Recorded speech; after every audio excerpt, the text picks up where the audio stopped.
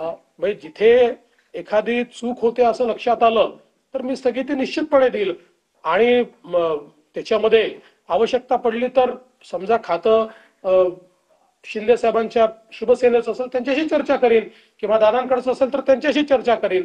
पण मला असं वाटतं की एक वातावरण जे तयार करण्यात येत आहे की बाबा काहीतरी इथे ओढताण चाललेली आहे, वन अपमॅनशिप करणं चाललेलं आहे आणि आता मुख्यमंत्री कुठेतरी शिंदे साहेबांनी सुरू केलेल्या गोष्टी कशा बंद करता येतील किंवा कुठेतरी कट टू साईज कसं करता येईल.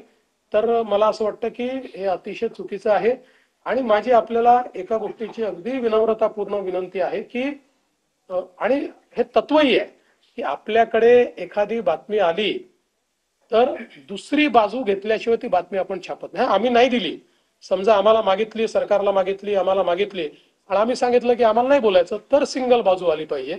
पण अन्यथा हे तत्वच आहे की दुसऱ्या बाजू सहित आपण ते मांडलं पाहिजे. आता उदाहरणादाखल या ठिकाणी मला असं वाटतं अनेक वेगवेगळ्या प्रकारच्या बातम्या आल्या. आता एक नंबर प्लेटवाली एक बातमी खूप मोठ्या प्रमाणात चाललेली आहे.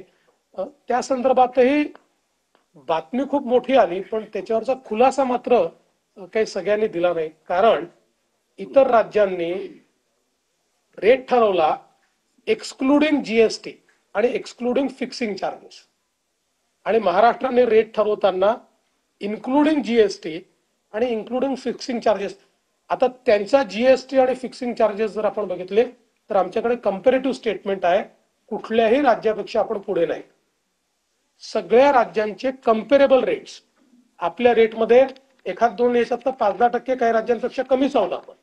त्यामुळे मला असं वाटतं की हा विषय समजा हे सगळे आहेच. आता म्हणजे याच्यामध्ये आपण जर बघितलं तर आता समजा टू व्हीलर करता आंध्र प्रदेश 451 आहे, बिहार 451 आहे, गोवा 465 आहे, गुजरात 468 आहे, त्याच्यानंतर हरियाणा, हिमाचल प्रदेश, कर्नाटक 451 आहे, मध्य प्रदेश, मेघालय, एनसीटी, दिल्ली 465, 468 आहेत, ओडिसा तर 506 आहे, छत्तीसगड, चंदीगड, युटी पण 506 आहे, वेस्ट बेंगॉल 506 आहे, महाराष्ट्र 450 आहे.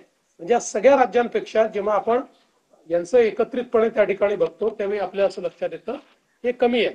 तर कुठलीही बातमी छापणं आपला अधिकारच आहे किंवा आम्ही काही चूक करत असू तर अंकुश ठेवणं हे चौथ्या स्तंभाचं कामच आहे. फक्त आमची विनंती त्यात एवढीच आहे की आपण सरकारची बाजू सोबत दिली तर त्यातनं जे काही कन्फ्युजन्स आहे ते कन्फ्युजन होत नाही. कारण आपल्याला माहिती आहे की आजकाल डिजिटल मीडियामुळे ती बातमी 5 मिनिटात इतक्या ठिकाणी चालली जाते की या सगळ्या ठिकाणी त्याचे मग खुलासा देता देता आमच्या देखील नाकी नऊ येतात. तर मला वाटतं निश्चितपणे आपण हा प्रयत्न केला पाहिजे.